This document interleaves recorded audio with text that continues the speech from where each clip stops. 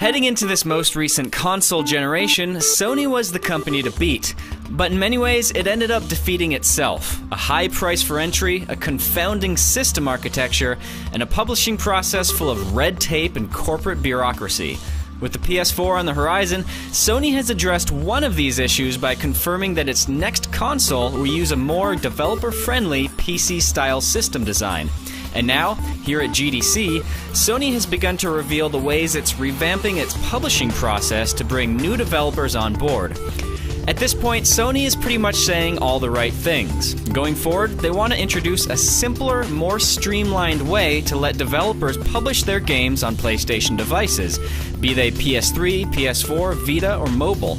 This includes things like slashing the number of steps in their concept approval process, letting developers choose the price and release date for their PSN titles, something Microsoft does not do with Xbox Live, and waiving patch fees for indie developers. It's a huge list of changes, and at the risk of going into too much detail, let's just say Sony knows what a pain in the neck its publishing process has been in the past, and they want to fix it.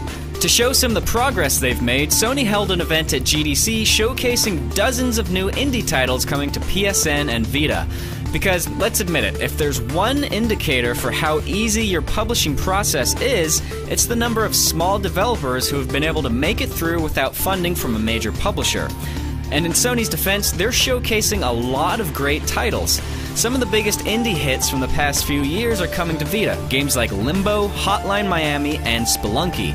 There are also original indie titles coming to PSN, like Vlambeer's super slick fighter pilot game Luftrausers, and the ridiculous and quite fun 2-button fighting game Dive Kick. Then, you've got all the games including in the Sports Friends bundle, including Hokra, a delightful cross between Pong and ice hockey that echoes the classic days of local multiplayer, and Super Pole Riders, an incredibly fun 2-player game about a pole vaulting competition gone to hell. These are indie titles that are innovative, daring, and quite often the type of stuff you'd rarely see from a major publisher. But the one thing they have in common is that they reflect Sony's new focus on going hard after indie developers and working on making sure that their publishing system doesn't squeeze out the little guy the way it once did. But for all the progress Sony has shown, there's still more left to prove.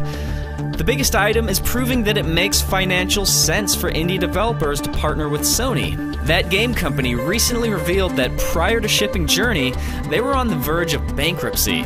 Considering that game company has long been the poster child of indie developers creating games exclusively for PlayStation, that has to be a little scary for any developer looking to partner with Sony. So what can Sony do?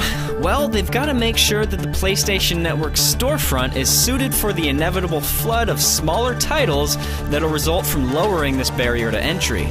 Steam does a great job of promoting indie titles right alongside the big AAA stuff, and it's one of the big reasons so many indie developers go PC first. With Microsoft turning the Xbox dashboard into more and more of a bloated advertisement for movies and music videos, while relegating its actual indie games to the failed experiment that is the Xbox Live Indie Games channel, there's a great opportunity for Sony to move in and adapt the Steam model for consoles. They've got to aggressively promote the latest and greatest indie games in order to give these developers a chance to succeed on the platform. Beyond that, don't let a game die once it's been out for a week and falls off the front page. Steam is constantly resurfacing old games through sales and bundles, while still giving people a reason to go digging through the archives because it's been able to teach people that there's a treasure trove of gems just waiting to be discovered. Sony's got to teach its customers that digging through PSN is worth their time, that it's not just wallpapers and themes and DLC they'll find by searching around, but actual, honest-to-goodness games that have gone overlooked.